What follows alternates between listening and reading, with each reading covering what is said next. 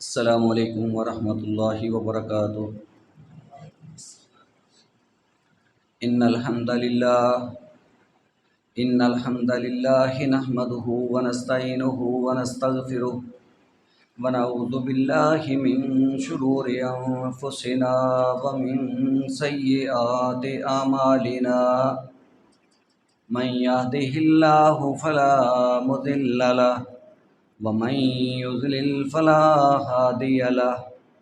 وأشهد أن لا إله إلا الله وحده لا شريك له وأشهد أن محمدا عبده ورسوله محمد رسول الله والذين معه أشداء على الكفار رحماء بينهم تراهم ركعا سجدا يبتغون فضلا من الله ورضوانا سيماهم في وجوههم من أثر السجود ذلك مثلهم في التوراة ومثلهم في الإنجيل كزرع أخرج شطأه فآزره فاستغلظ فاستوى على سوقه يوجب الزراء ليغيظ بهم الكفار وعد الله الذين آمنوا وعملوا الصالحات منهم مغفرة وأجرا عظيما۔ اللہ سبحانہ و تعالی نے بڑا ہی خوبصورت اور قلعہ نما دین ہمیں عطا فرمایا ہے۔ اس دین کا نام اسلام ہے۔ جو اس کو قبول کر لیتا ہے وہ محفوظ ہو جاتا ہے، اس دنیا کے اندر بھی اور آخرت کے اندر بھی۔ اور یہ ایسا دین ہے کہ اس کو قبول کرنے والا خود بھی حفاظت میں آتا ہے اور دوسروں کی حفاظت بھی اس کے اوپر فرض ہو جاتی ہے۔ اور یہ بات بھی ذہن میں رکھیں کہ ہم نے جس دین کو قبول کیا ہے، جس کا نام اسلام ہے، یہ دین اعتدال ہے، میانہ روی والا دین ہے، یہ درمیانی راہ والا دین ہے۔ نہ اس کے اندر حد سے زیادہ گزر جانا اور اپنے آپ کو غلط کر لینا، نہ بہت ہی پیچھے رہ جانا کہ انسان اپنے مقصد کو بھی پا نہ سکے۔ تو یہ دین اعتدال ہمارا دین ہے۔ گویا ہم بھی، یہ جو امت مسلمہ ہیں، یہ بھی معتدل امت ہے۔ اس دین اعتدال کو قبول کر کے اپنے آپ کو درمیانے راستے پر چلانے والی امت ہے، اور الحمدللہ ہم اس کے افراد ہیں۔ اللہ نے ہمیں اس توفیق سے نوازا ہے کہ ہم درمیانی راہ اختیار کرنے والے ہیں، نہ یہود کی طرح حد سے گزر جانے والے، افراط کا شکار ہو جانے والے، اور نہ عیسائیوں کی طرح تفریط کا شکار ہونے والے۔ اگر آپ کو یہ بات سمجھ آ گئی ہے تو ابھی جو میں نے قرآن مجید کا 26واں پارہ سورہ فتح کی آخری آیت تلاوت کی ہے، یہ آیت بہت ہی جامع ہے۔ کس ضمن میں؟ آپ ذرا حالات حاضرہ کی طرف آئیے۔ یہ ماہ محرم اور موجودہ مسلمان، ہم جو دین اعتدال والے ہیں، ہمارے نظریات کیا ہیں؟ اللہ کی توفیق سے ہم لوگ اہل السنہ والجماعت، اہل الحدیث، جو حقیقت پہ مبنی ایک جماعت ہے، اللہ کی توفیق سے ہم اس دین اعتدال کے مطابق چلنے والے اور اپنے نظریات کو اس دین کے مطابق رکھنے والے ہیں۔ ہم افراط و تفریط سے ہٹ کر چلنے والے ہیں، اور ہم نے جہاں اپنا ذہن یہ بنانا ہے اور اس کو واضح کرنا ہے کہ ہم جو دین اسلام کو قبول کرنے والے لوگ ہیں، ان کے بارے بھی اپنے کیا نظریات رکھتے ہیں، کیونکہ اس دین کو قبول کرنے والے سارے مسلمان ہیں۔ محمد کریم صلی اللہ علیہ وسلم سے لے کے اس دنیا کے اندر آخری انسان تک جو اس دین کو قبول کرنے والا ہے، اور ان سب کی خیر خواہی اور ان کے بارے ذہن کا صاف ہونا، جو حقیقی مسلم ہے، یہ ہمارا فریضہ ہے۔ اگر ہم اس سے ہٹ کے چلیں گے اپنا ایمان برباد کر بیٹھیں گے، ہم لوگ مسلمان کہلانے کے حقدار نہیں ٹھہریں گے۔ تو آئیں سنیں، پہلے ہم اس آیت کا ترجمہ اور مختصر تفسیر بیان کر لیتے ہیں تاکہ بات بنیادی طور پہ سمجھ آ جائے۔ پھر ہم دوسرا رخ، وہ کیا ہے، لوگ جس میں افراد کا شکار ہیں، ادھر تفرید کا شکار ہیں، ادھر افراد کا شکار ہیں، تو اس ضمن میں چند لمحات کے اندر مختصر انداز میں جناب سیدنا علی رضی اللہ تعالیٰ عنہ کے مناقب بیان کرنے کی کوشش کروں گا تاکہ ہمارا بھی ذہن تھوڑا تازہ ہو جائے، کیونکہ الحمدللہ ہمارے نظریات تو بالکل واضح اور کلیئر ہیں اور بڑے صاف ہیں اور بڑے مخلصانہ ہیں، لیکن شاید کسی سننے والے کو یہ بات سمجھ آ جائے اور وہ بھی اسی انداز سے چلنے والا بن جائے جو کسی حد تک افراد کا شکار ہے، حد سے آگے نکل چکا ہے، تو شاید ہماری نجات کا سامان ہو جائے۔ تو سنیے اللہ سبحانہ و تعالیٰ نے سورہ فتح کے اندر اس آیت کے اندر کیا ارشاد فرمایا۔ اللہ پاک نے یہ بہت ہی جامع آیت، مناقب صحابہ، فضائل صحابہ اور ان کی عظمت اور ان کی شان اور ان کی مغفرت اور آخرت کے اندر ان کے درجات کی بلندی، یہ سب کچھ اس ایک آیت کے اندر موجود ہے، اور ان کی مثالیں بیان کی گئی ہیں، اور ان صحابہ کرام کی جو صفات بیان کی گئی ہیں وہ ہمارے لیے لمحہ فکریہ ہیں۔ ذرا توجہ کیجئے گا، اللہ سبحانہ و تعالیٰ ارشاد فرماتے ہیں محمد الرسول اللہ، جس شخصیت کے اوپر دین نازل ہوا اللہ پاک نے ان کا نام لیا۔ اللہ فرماتے ہیں محمد میرے پیغمبر ہیں، محمد اللہ کے رسول ہیں، والذین معہ، اور جو آپ کے ساتھ ایمان لانے والے ہیں، جو آپ کے ساتھی ہیں، جو آپ کے اصحاب ہیں، یہ پوری ایک جماعت ہو گئی، محمد کریم اور ان کے ساتھی۔ سب سے پہلے نمبر اصحاب رسول کی جماعت، ان کے بارے اللہ کیا فرمانا چاہتے ہیں، اشداء علی الکفار رحماء بینہم۔ سب سے پہلی بات ہی اللہ پاک نے یہ ذکر کی کہ یہ کافروں کے اوپر بڑے شدید ہیں، بڑے سخت ہیں، ان کے لیے یہ پتھر کی مانند ہیں، آپس میں بڑے رحم دل ہیں۔ ہمارے لیے بھی سبق ہے، یعنی محمد کریم اور صحابہ کرام کی جماعت، یہ سب جو سب سے پہلے مخاطبین ہیں، اللہ پاک ان کا ذکر فرماتے ہیں کہ یہ ایک جماعت ہے، اور یہ ایسی جماعت ہے جو کافروں کے اوپر بڑی بھاری ہے، کافروں کو معاف نہیں کریں گے۔ ہاں اگر وہ مسلمان ہو جائیں پھر تو وہ ساتھی بن گئے،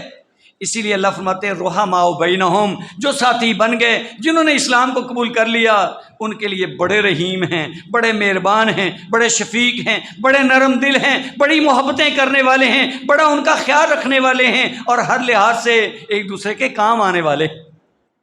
یہ پیغمبر کی جماعت ہے، یہ بہت بڑی بات ہے۔ اور اللہ فرماتے ہیں ذرا ان کی نشانی بھی نوٹ کر لو، کہنے کو تو آپ بھی کہیں گے ہم بھی محمد صلی اللہ علیہ وسلم کی جماعت والے ہیں، اور دوسرے تیسرے سب دعوے دار بن جائیں گے، لیکن سنیے جو پیغمبر کی جماعت ہے،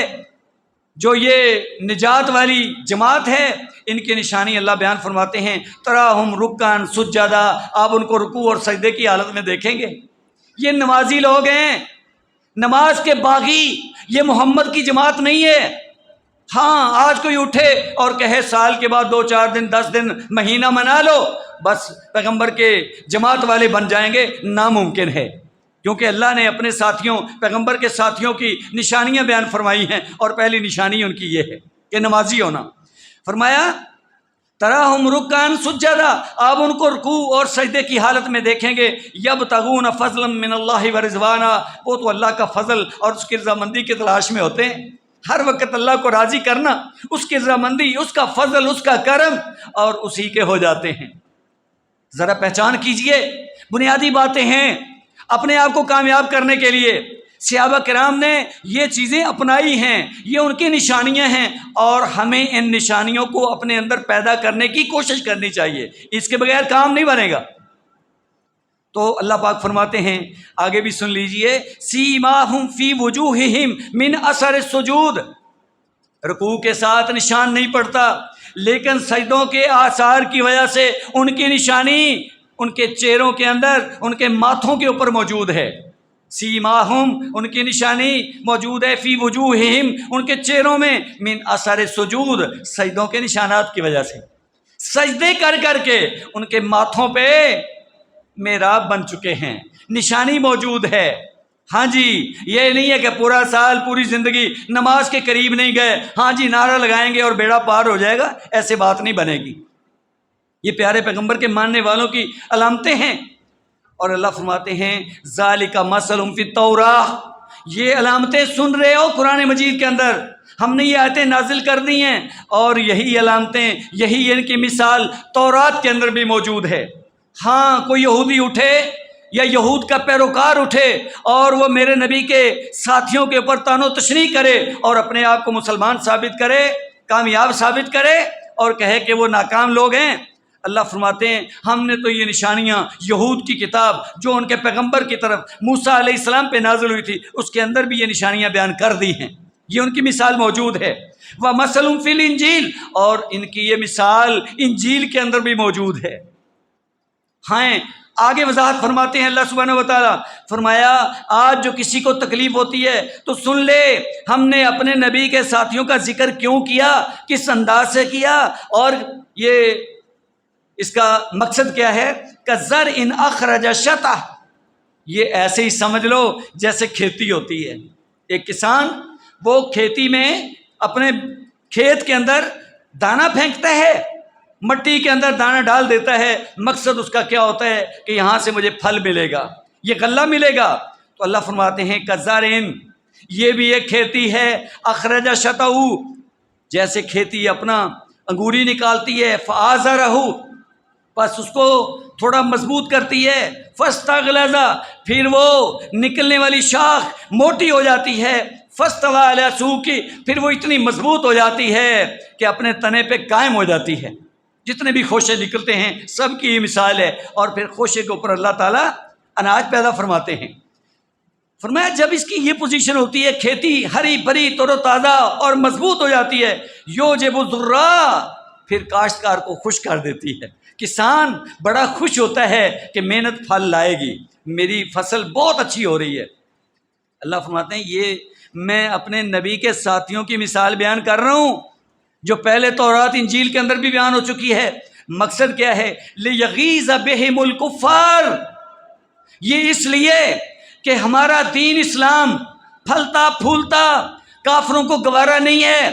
کفار کا دائرہ تنگ ہوتا جا رہا ہے، اسلام کا دائرہ وسیع ہوتا جا رہا ہے، ان کو تکلیف ہوتی ہے، تو اللہ فرماتے ہیں ہوتی رہے، ہم نے یہ مثالیں اس لیے بیان کی ہیں، میرا نبی اور اس نبی کو ماننے والے یہ مضبوط ہوتے چلے جائیں گے، جیسے وہ فصل آہستہ آہستہ مضبوط ہو جاتی ہے اور وہ تیار ہو جاتی ہے، میرے نبی کے ماننے والے بھی اب زیادہ ہو چکے ہیں، اب فصل تیار ہو چکی ہے، اور اب کافروں کو، دشمنوں کو، اسلام کے باغیوں کو تکلیف ہوتی ہے۔ تو اللہ فرماتے ہیں یہ تو ہم نے کیا ہے، ہم یہ خود کر رہے ہیں، لِیَغِیظَ بِهِمُ الْکُفَّارَ، تاکہ ان میرے صحابہ، میرے نبی کے صحابہ کی جماعت کے ساتھ کافر غیظ و غضب کا شکار ہو جائیں، ان کو تکلیف ہو، ان کو جس حد تک غصہ آ سکتا ہے وہ آئے۔ اللہ فرماتے ہیں ہم دلاتے ہیں غصہ، کیوں؟ غصہ دلا کر کے ان کو برباد کرتے ہیں، ان کی فطرت میں ہے یہ چیز کہ انہوں نے میرے نبی کے دین کو نہیں مانا، ہم نے ان کو ذلیل کرنا ہے، اس طریقے سے اپنے نبی کے ماننے والوں کے مخالفین بنا کر کے ان کو رسوا کرنا ہے، یہ کافر ہیں اور ان کو تکلیف ہوتی رہے گی۔ اب یہ ذرا آیت کے الفاظ موقع مال تو کچھ اور تھا، لیکن بہت سارے علماء کرام نے اس آیت سے اور اس موقع محل سے یہ بات اخذ کی ہے کہ صحابہ کرام کو دیکھ کر کے جس کو تکلیف ہوتی ہے اس کے کفر میں کوئی شک نہیں، کیونکہ اللہ فرماتے ہیں کہ ہم اپنے نبی کے ساتھیوں کو اس طرح مضبوط کر کے، ایمان والے بنا کر کے، دین اسلام کے لیے قربانیاں پیش کرنے والے بنا کر کے کافروں کو غیظ و غضب کا شکار کرتے ہیں، ان کو تکلیف ہوتی ہے، وہ غصے میں آتے ہیں، وہ چڑھتے ہیں صحابہ کو دیکھ کر کے۔ یہ آج کی بات نہیں ہے، یہ 1400 سے زیادہ عرصہ سال گزر چکے ہیں، یہ اس وقت کی بات ہے، لیکن اگر آج بھی کوئی اسی روٹین پہ چلتا ہے تو اپنے آپ کو اسی آیت کا مصداق سمجھے۔ ائمہ کرام کا بھی فیصلہ ہے۔ اور سن لیجئے آخری الفاظ اس آیت کا اور لب لباب اور اس کا خلاصہ، اللہ فرماتے وعد اللہ الذین آمنوا وعملوا الصالحات منہم مغفرۃ واجرا عظیما، جو لوگ ایمان لائے اور نیک اعمال صالحہ کرتے رہے، انہوں نے نمازیں پڑھی، انہوں نے زکوٰۃ ادا کی، اللہ فرماتے ہیں ہم نے ان کے لیے بخشش اور اجر عظیم کا وعدہ کر لیا ہے۔ یہ اللہ کا وعدہ ہے، اللہ سے بڑھ کر اپنے وعدے کو وفا کرنے والا کوئی نہیں، اور اللہ نے جو فرما دیا ہے اس راستے کے اندر رکاوٹ بننے والا کوئی نہیں۔ کون ہے جو آج اس اللہ کے وعدے کو بدل کر کے دکھائے؟ ناممکن ہے۔ وہ بہت طاقت والی ذات ہے، اس کو کوئی کمزور نہ سمجھے اور اپنے آپ کو کوئی اس انداز سے افراد کا شکار ہو کر کے طاقتور مت سمجھے۔ اللہ کی پکڑ بہت سخت ہے، دنیا کے اندر اگر اللہ چھوڑ بھی دیتا ہے اللہ آخرت میں پکڑے گا۔ باقی اللہ نے دنیا کے اندر بھی دکھایا ہے کہ اگر ان صحابہ کرام کی جماعت میں سے امہات المومنین پیارے پیغمبر کی بیویاں یا دوسری صحابیات، اللہ فرماتے ہیں جو ان پاک دامن اور بے خبر عورتیں جن کو برائی کی خبر تک نہیں ہے، ان کے بارے جو الزام لگاتے ہیں ہم ان کو دنیا کے اندر بھی مارتے ہیں، مار دیتے ہیں، اور آخرت کے اندر ان کے لیے بہت بڑا عذاب ہے۔ یہ اللہ تعالیٰ کے اعلانات ہیں۔ تو اللہ فرماتے ہیں ہم نے ان کے ساتھ جنہوں نے ایمان کے بعد اعمال صالحہ کیے، ہمارے پیغمبر کے ساتھی بن گئے، ان کے لیے بخشش کا بھی وعدہ کر لیا ہے کہ کوئی دوربین لگا کے، خوردبین لگا کے کوئی چھوٹی موٹی بات اگر وہ دیکھ بھی لے گا تو اللہ نے تو پہلے ہی اعلان کر دیا کہ ہم نے ان کو معاف کر دیا ہے۔ ہم کون ہوتے ہیں بات کرنے والے؟ اللہ فرماتے ہیں ان کے لیے بخشش ہے، وہ اجرن عظیما، اور بہت بڑا بدلہ ہے۔ جب اللہ تعالیٰ اجر عظیم فرماتے ہیں تو اس سے مراد اللہ کی جنت ہوتی ہے، یعنی ان کے لیے معافی ہے، وہ جنتی ہیں، گرانٹڈ بات ہے۔ اب یہ ہے صحابہ کرام کے بارے میں ہمارا نظریہ، جو عین قرآن کا نظریہ ہے، دین اسلام کا نظریہ ہے۔ یہ کوئی ایک موقع نہیں ہے، 20 آیت، سینکڑوں آیات اور اس کے علاوہ احادیث کے مجموعے بھرے پڑے ہیں مناقب صحابہ کے ساتھ۔ تو یہاں بھی ہمارے سامنے ایک سبق آتا ہے کہ صحابہ کرام کی پہچان یہ نماز ہے، بنیادی بات۔ تو آج نماز سے غافل لوگ اپنے آپ کو صحابہ کرام کی جماعت میں سے سمجھیں، یہ ذرا بات بڑی مشکل ہو جائے گی۔ یا کوئی آج نماز سے بالکل غافل ہو کر کے ان کے اوپر اعتراض کرے اور اپنے آپ کو پاک باز سمجھے، یہ بات تو بہت زیادہ خطرناک ہے۔ تو اس کے ساتھ ساتھ یہ آیت ہمارا موقف اور نظریہ، اللہ سبحانہ و تعالی ہمیں اس کے مطابق پورے طور پہ پورا اترنے کی اور اس کے مطابق چلنے کی توفیق عنایت فرمائیں۔ اس کے ساتھ ساتھ جناب علی رضی اللہ تعالیٰ عنہ، چونکہ ماہ محرم اور اس کے اندر جس قدر ہم نشیب و فراز کا شکار ہیں، کمی بیشی اتار چڑھاؤ ہمارے اندر چل رہے، تو بڑا ہی اختصار کے ساتھ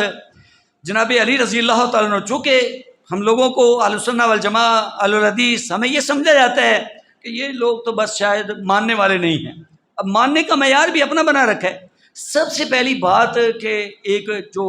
خصوصی ان کا اپنا بنایا وہ فارمولہ ہے، یہ امامت والا سلسلہ ہے۔ آپ ان کے منہ سے سنیں گے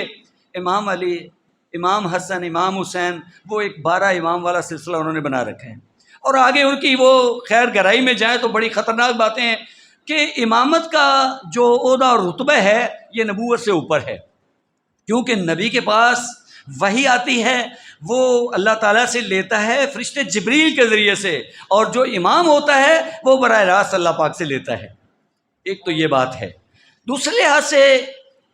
خطرناک عقائد اور نظریات اللہ سبحانہ و تعالیٰ کی ذات کے بارے میں براہ راست کہ ایک عقیدہ بدا وہ رکھتے ہیں۔ بدا یہ مطلب ہے کہ اللہ تعالیٰ کو خود پتہ نہیں ہوتا کہ میں نے کیا کرنا ہے، اور اللہ پاک ایک کام کرتے ہیں اور تھوڑی دیر بعد اللہ کو سمجھا نہیں یہ تو اس لیے اللہ تعالیٰ وہ تبدیلیاں فرماتے رہتے ہیں۔ حالانکہ یہ بات غلط ہے، یہ اللہ تعالیٰ کی حکمتیں ہیں، اور اسی ضمن میں وہ پھر آگے تک نکل جاتے ہیں۔ کبھی تو جناب علی رضی اللہ عنہ کو اٹھا کے وہ عرش کے اوپر بٹھا دیتے ہیں کہ آپ صلی اللہ علیہ وسلم معراج پہ گئے ہیں تو آگے وہ جو مسافہ ہوا ہے، اللہ کے نہ کو مسافہ ہے۔ خیر ہمارے لوگ بھی بہت حد تک وہ افراد کا شکار ہے ضمن میں۔ تو یہ ایک معراج کا سلسلہ یا پیارے پیغمبر صلی اللہ علیہ وسلم یا وہ مطلب ہے کہ ان کا جو مقام ہے وہی عرش معلیٰ ہے، یہ تو ایک بڑی علمی اور گہرائی والی بات ہے، اس طرح میں نہیں جاتا۔ لیکن بات یہ ہے کہ جب اللہ کے رسول گئے ہیں، چلے جی مان لیا کہ مسافہ کیا، تو آگے وہ حضرت علی رضی اللہ تعالیٰ کا ہاتھ تھا۔ یعنی اللہ تعالیٰ جو ہیں وہ کیا، اللہ معاف کرے، وہ بالکل انسان کے مشابہ ہیں، اور وہ جناب علی رضی اللہ تعالیٰ ہی وہاں بیٹھے ہوئے ہیں۔ یعنی اس طرح کے باطل نظریات اور ایسے خود ساختہ ذہن اللہ پاک ہمیں محفوظ رکھے، تو یہ عقائد جو ہیں وہ ہمیں برباد کرنے والے ہیں۔ تو یہ عقیدہ امامت اور یہ اس طرح کے نظریات، یہ تو بالکل ہی باطل نظریات ہیں۔ ہم الحمدللہ وہی بات دین اعتدال والی، کیونکہ ہمارا دین قرآن و حدیث ہے، اور قرآن و حدیث کے اندر یہ باتیں بالکل اتھینٹک اور تسلی بخش ہیں۔ یہاں کوئی ایسی بات نہیں ہے کہ جس سے وہ آپ کو شائبہ ہو، یا یہاں تو کوئی اور بات ہے وہ آگے چل کے اور بات ہو جائے، جبکہ ان لوگوں کی باتوں کے اندر بالکل تضاد ہوتا ہے، کلیش آتی ہے۔ ایک بات کو مانے تو دوسری سمجھ نہیں آتی، دوسرے مانے تو پہلی سمجھ نہیں آتی۔ تو جناب علی رضی اللہ تعالیٰ کے بارے بھی ہمارا ذہن الحمدللہ، ہم تو چونکہ مخلص لوگ ہیں، ہم نے اللہ کی بات کو ماننا ہے، پیارے پیغمبر کے دین کو لے کے چلنے والے، لہٰذا ہم اپنی مرضی کرتے ہی نہیں ہیں۔ اپنی مرضی کرنے سے تو کام خراب ہو جاتا ہے۔ تو جناب علی رضی اللہ تعالیٰ کے ضمن میں ہم انشاءاللہ بہت اچھا ذہن رکھنے والے ہیں، اور جناب علی ہوں، باقی صحابہ، یہ سب پیارے پیغمبر کے ساتھی ہیں، اور سب کے بارے میں ایک موقف جو ہے وہ ہم سن چکے ہیں۔ لیکن اس کے ساتھ ساتھ پھر بھی تھوڑی وضاحت کہ ہمارا یہ ذہن ہے، ہم بالکل واضح یہ پیغام دینا چاہتے ہیں کہ جناب علی رضی اللہ تعالیٰ عنہ سب سے بنیادی بات یہ ہے کہ پیارے پیغمبر کی تربیت ان کو حاصل ہے۔ وہ بھی اللہ کے رسول نے ایک بدلے کے طور پہ تھوڑا بوجھ گھٹایا اپنے چچا جی کا، کیونکہ آپ نے پرورش پائی تھی چچا کے پاس، انہوں نے آپ کو پالا سنبھالا، آپ نے تھوڑا احسان کا بدلہ چکانے کے لیے جناب علی رضی اللہ تعالیٰ کو اپنی پرورش میں رکھا ہے، خرچ کی ہے، تربیت کی ہے۔ اب پیارے پیغمبر کی تربیت حاصل کرنے والا انسان وہ کتنا عظیم انسان ہے، ذرا آپ خود ہی اندازہ لگا لیجئے۔ اور اس کے ساتھ ساتھ آپ کو اسد اللہ کا لقب ملا ہے، آپ اللہ کے شیر ہیں، اور یہ شیر کا مصداق ابھی آگے ایک حدیث بیان کرتا ہوں تو اس کے اندر آپ کو وضاحت ہو جائے گی۔ اسی طرح آپ کے سامنے یہ بات کلیئر ہے کہ آپ چچا زاد بھائی تھے، یعنی چچا کے بیٹے تھے جناب علی رضی اللہ تعالیٰ پیارے پیغمبر صلی اللہ علیہ وسلم کے، تو یہ بڑی قرابت داری ہے۔ اس سے بڑھ کے قرابت داری کہ آپ اللہ کے رسول کے داماد تھے، آپ کی بیٹی فاطمہ رضی اللہ تعالیٰ عنہا وہ جناب علی رضی اللہ تعالیٰ کی زوجہ محترمہ ہیں، پیارے پیغمبر کا لخت جگر وہ جناب علی کے گھر میں ہے۔ اور ہمارا یہ اعتقاد ہے، ہم کلیئر بالکل کہتے ہیں کہ آپ خلیفہ رابع ہیں، جیسے اللہ نے آپ کے مقدر میں کیا، آپ مسلمانوں کے چوتھے خلیفہ راشد ہیں۔ اور اس کے ساتھ ساتھ چند باتیں پیارے پیغمبر کی زبانی، تاکہ ہمیں بھی بات تھوڑا سا ذہن نشین ہو جائے، ایمان تازہ ہو جائے، اور آپ کے بارے میں کچھ باتیں ذہن میں آ جائیں، تاکہ ہم سے اگر کوئی بات کرتا ہے تو ہم وہاں بات بھی کر سکیں۔ تو یہاں بھی کچھ ایسی باتیں ہوتی ہیں کہ عربی کے الفاظ ہیں، پیارے پیغمبر کا وہ موقع عمل کیا ہے اور ہم نے اس کو کیا بنا لیا، تو اپنی مرضی نہیں چلے گی۔ جو حالات کے مطابق پیارے پیغمبر کے فرمان کا مقصد تھا وہی مقصد لیا جائے گا۔ تو آپ نے ایک موقع کے اوپر جہاں کسی نے کوئی آپ کو تھوڑا سا تنگ کیا یا کوئی بات کی، تو آپ نے فرمایا من کنت مولاہ فعلی مولاہ،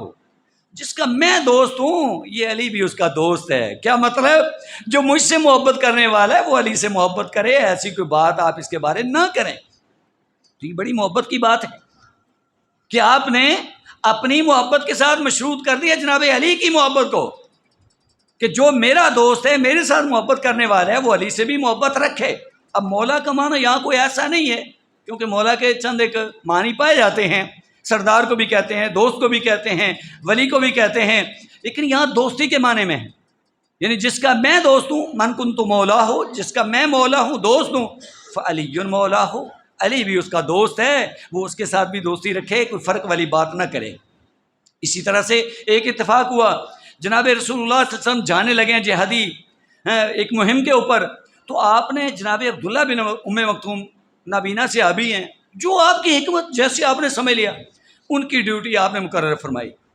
باقی صحابہ کرام کو ساتھ لے لیا۔ جناب علی رضی اللہ عنہ چونکہ گھر کے فرد ہیں، ان کی ڈیوٹی لگائی بھی آپ گھر میں رہیں گے، بچوں کا اور یہ بیویوں کا آپ خیال رکھیں گے۔ بڑی اچھی بات ہے، آخر گھر میں بھی تو کسی نے رہنا ہوتا ہے، یہ پیارے پیغمبر کا فیصلہ ہے، آپ جو مرضی فیصلہ کریں۔ اب وہ جو ہوتے ہیں نا نکتے تلاش کرنے والے اور وہ ڈرامہ بازی کرنے والے، ان کو موقع مل گیا، دیکھا، کیونکہ وہ منافق قسم کے لوگ تو بہانے بناتے تھے، کبھی کوئی بات، کبھی کوئی بات، کبھی کہیں سے کوئی تلاش کریں اور بات بن جائے ہماری۔ وہ اکسایا جناب علی رضی اللہ، یہ کیا بات ہوئی، آپ کو یہ اللہ کے رسول نے بڑا کمزور سمجھا ہے؟ دیکھیں خود جہاد کے لیے جا رہے ہیں، ابو بکر عمر ان کے ساتھ ہیں، یہ نام اس لیے لے رہا ہوں کیونکہ آج ان کا نام لے کے تکلیف ہوتی ہے نا میں، تو بات یہ نہیں ہے، بات سارے صحابہ، یعنی جو آپ کے پسندیدہ ہیں آپ ان کو لے کے جا رہے ہیں، آپ کو یہاں چھوڑ کے جا رہے ہیں، بس ایسی ایک بات۔ تو جناب علی رضی اللہ تعالیٰ واقعی پریشان ہو گئے اور پیارے پیغمبر کے پاس آ گئے اور بڑی پریشانی کی حالت میں کہتے ہیں کہ اللہ کے رسول میں بھی آپ کے ساتھ جاؤں گا۔ تو آپ نے فرمایا، قال علی، یہ صحیح بخاری اور مسلم کے اندر حدیث ہے، آپ نے فرمایا انت منی بمنزلۃ ہارون من موسیٰ، جیسے موسیٰ کا خلیفہ ہارون تھا، موسیٰ علیہ السلام گئے تھے نا مہم کے اوپر تو اپنے بھائی ہارون کو چھوڑ کے گئے تھے، تو آپ بھی میرے لیے ایسے ہو، میرے خلیفہ ہو، میرے یہاں جانشین ہو۔ اب یہاں سے وہ خلافت لی جا رہی ہے کہ اللہ کے رسول نے فرمایا تھا جی کہ تو میرے لیے ایسے ہے جیسے ہارون تھا موسیٰ کے نزدیک۔ وہ بھائی جب آپ کا فرمان جاری ہو رہا ہے اس وقت توجہ کریں کہ آپ کا مقصد کیا ہے، یہ تو نہیں ہے کہ ہم اپنے مقصد کی بات جو ہے نا وہ لوگوں کے سامنے رکھیں اور سمجھے کہ بس ٹھیک ہے جی، ایسی بات نہیں ہے۔ تو آپ نے وہ جس موقع محل کی مناسبت سے بات یہ کی اور آپ نے ارشاد فرمایا وہ یہی تھی کہ جیسے ہارون ان کے نائب تھے، پیچھے جانشین تھے، آپ بھی گھر کے اندر یہاں میرے جانشین ہیں۔ اگر بالکل ہی وہ خلافت والی بات ہوتی تو پہلے جو مسلح امامت ہے وہاں تو کھڑا کرتے، وہ تو عبداللہ بن ام مکتوم کو کھڑا کیا ہے، تو یہاں سے ہی یہ بات بالکل واضح ہو جاتی ہے۔ اسی طرح سے ایک دفعہ جب آپ ہجرت کر کے جاتے ہیں تو یہ بھی ایک واقعہ موجود ہے، ابن عمر رضی اللہ عنہما بیان فرماتے ہیں کہ رسول اللہ صلی اللہ علیہ وسلم نے جب مواخات قائم کی نا، بھائی چارہ آپس میں محبتیں، ایک مہاجر اور ایک انصار کو آپس میں ملایا کہ آپ لوگ ان کا خیال کریں، یہ پردیسی ہیں، باہر سے آنے والے ہیں، آپ لوگ ان سے محبت کریں تو ان کو اپنے ساتھ چلائیں مدینہ کے اندر۔ تو ایسے مقام پہ بھی کیا ہوتا ہے، جناب علی رضی اللہ عنہ اکیلے رہ گئے، آپ آئے اور روتے ہوئے آئے کہ اللہ کے رسول یہ کیا ہوا، آپ نے سب کے درمیان بھائی چارہ اور مواخات قائم کر دی ہے، آپ نے میری مواخات ہی نہیں قائم کی کسی کے ساتھ۔ یہ واضح الفاظ ہیں کہ آخیت بین اصحابک، آپ نے اپنے ساتھیوں کے درمیان مواخات قائم کر دی ہے، ولم تواخی بینی و بین احد، میری تو کسی کے ساتھ مواخات آپ نے قائم ہی نہیں کی بھائی چارہ۔ تو پھر کیا کہتے ہیں، اللہ کے رسول نے کیا ارشاد فرمایا، فقال رسول اللہ انت اخی فی الدنیا والآخرہ، او علی کیوں پریشان ہوتے ہو، تو دنیا کے اندر بھی میرا بھائی ہے، آخرت کے اندر بھی میرا بھائی ہے۔ ہمارا الحمدللہ یہ نظریہ ہے، آپ دنیا کے اندر بھی جناب علی رضی اللہ تعالیٰ کے بھائی ہیں اور جناب علی ان کے بھائی ہیں، اور آخرت کے اندر بھی ان کا ساتھ ہے، جنت کے اندر بھی بھائی بھائی بن کے وہاں اکٹھے رہیں گے۔ لیکن ان کو بھائی بنانے کا مقصد یہ نہیں کہ دوسروں کی دشمنی ثابت کر دیں، ہاں اگر یہ دنیا کے اندر بھی بھائی ہیں، آخرت میں بھی بھائی ہیں، تو جناب ابو بکر اور عمر بھی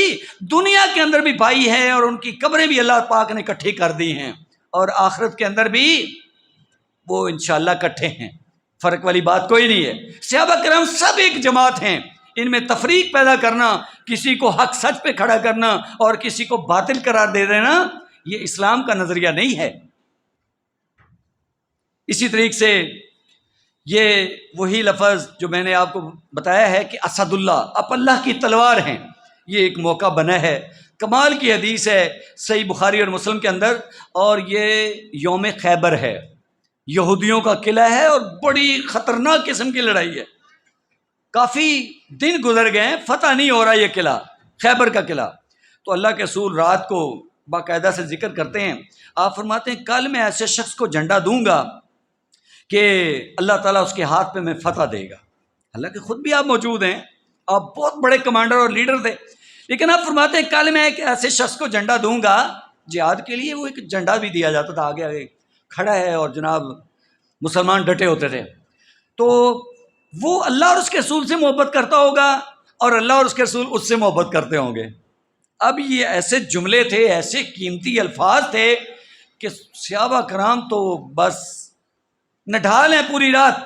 غور و فکر میں ہیں کہ بس صبح ہوتی ہے تو ہم سب اپنے آپ کو پیش کریں گے، کیونکہ گرنٹڈ الفاظ آئے ہیں کہ وہ اللہ اور اس کے رسول سے محبت کرنے والا ہوگا اور اللہ اور اس کے رسول اس سے محبت کرنے والے ہوں گے۔ اب اس سے اور کیا چاہیے؟ یہ تو بڑی زبردست قسم کی کامیابی ہے۔ تو جب لوگ صبح ہوئی نا تو اللہ کے رسول کے پاس آنا شروع ہو گئے۔ ان میں سے ہر کوئی اس امید سے تھا کہ اللہ کے رسول اس کو جھنڈا دیں گے، کیونکہ وہ لفظ یاد تھے نا ان کو، تو ہر کوئی امید سے ہے۔ تو آپ نے سب کو پا کر کے، حالانکہ سینکڑوں کی تعداد میں مجمع ہے، ممکن ہے ہزاروں کی تعداد میں ہو، تو آپ فرماتے اینا علی بن ابی طالب، وہ میرا بھائی علی کدھر ہے؟ اب وہ تشریف فرما ہی نہیں ہے۔ اب دیکھیں نا، یہاں تو ہم بڑی باتیں بناتے ہیں، جی ایسے جی سب کچھ جاننے والے خبر۔ اب جناب علی کو پتہ نہیں ہے کہ یہ جھنڈا تو مجھے ملنے والا ہے، اور میں اللہ اور اس کے رسول سے محبت کرنے والا ہوں، اور اللہ اور اس کے رسول کی محبت مجھے حاصل ہے، لہذا یہ جھنڈا چونکہ مجھے ملنا ہے، میں تو سب سے پہلے وہاں جا کے بیٹھوں گا۔ بھائی آپ کو پریشانی ہے، تکلیف ہے، اور آپ ادھر پیچھے آرام فرما رہے ہیں خیمے کے اندر۔ آپ نے پوچھا کدھر ہیں جناب علی؟ بتایا گیا یا رسول اللہ یشتکی عینیہ، ان کی تو آنکھوں میں تکلیف ہے، بڑی شدت کی درد ہے، وہ پریشان ہیں، وہ لیٹے ہوئے ہیں خیمے کے اندر۔ آپ نے فرمایا ان کو پیغام بھیجو، بلواؤ ذرا ان کو بلایا گیا، تشریف لے آئے جناب علی رضی اللہ عنہ۔ فبصق رسول اللہ فی عینیہ، آپ نے اپنا لب مبارک نکالا اور آنکھوں میں ڈال دیا، یہ ایسا ڈراپ ڈال دیا ہے، اب آنکھوں کی تکلیف اور درد فوری ختم۔ یہ پیارے پیغمبر کا لب ہے اور یہ پیارے پیغمبر کا معجزہ ہے۔ آج آپ لب لگائیں گے کسی کا درد کم نہیں ہوگا، لیکن یہ پیارے پیغمبر ہیں، اللہ کے رسول ہیں، اور جناب علی رضی اللہ تعالیٰ کا اعزاز ہے کہ یہ جنگ خیبر جو ہے، یہ خیبر کا قلعہ اس جنگ کے اندر فتح ہونے والا ہے تو جناب علی کے ہاتھ پہ، یہ ہیں اسد اللہ، اللہ کا شیر۔ تو اللہ کے رسول نے لب لگایا ہے،